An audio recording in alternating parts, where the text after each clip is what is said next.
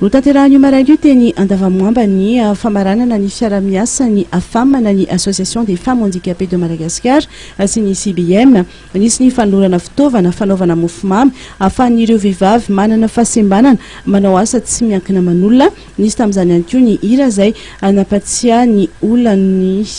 zony sembana etsika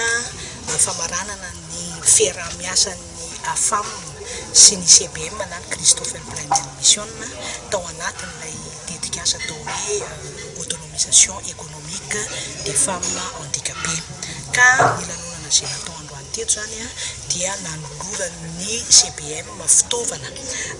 eo amin'ny sehatra ny patisserie zany ho an'ny vehivavy manana fahasembanana mpiambana ato anatin'ny afamana. Nanazava ity tompona andraikitra ity fa misy ny fanavakavahana azy ireo eo amin'ny sehatry ny asa no tena hitrangany izany mba ilana amin'izay tranga izay dia misy ihany koa ny tetikasa éducation inclusive izay mahakasika EPP telopolo natao zao mba hanalana ny fanavakavahana ny olona manana fahasembanana. Ohatra hoe ny amin'ny resaka farabeazana zao ohatra raha ohatra zany hoe hitanareo ny éducation inclusive amin'izao fotoana zao efa narehazainareo voizina anko zany mba hoe iainan'le olona manana fahasembanana dia zay zany mba hoe faniriana zany mba hoe hipetraka any amin'ny sekoly rehetra hoe éducation inclusive zay raha mamaly tena hoe fihinana taloha dia inona n'izao dia zay zany le taloha zany tsisy an'izay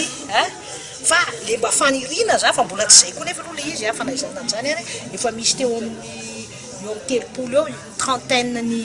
EPP io no EPP no nanaovana zany projet pilote amin'ny resaka éducation inclusive miezaka amin'irahina sy mifanampy ireto olona ireto ary dia miandry ny fahatongavan'ny olona saina mba hanaja azy ireo.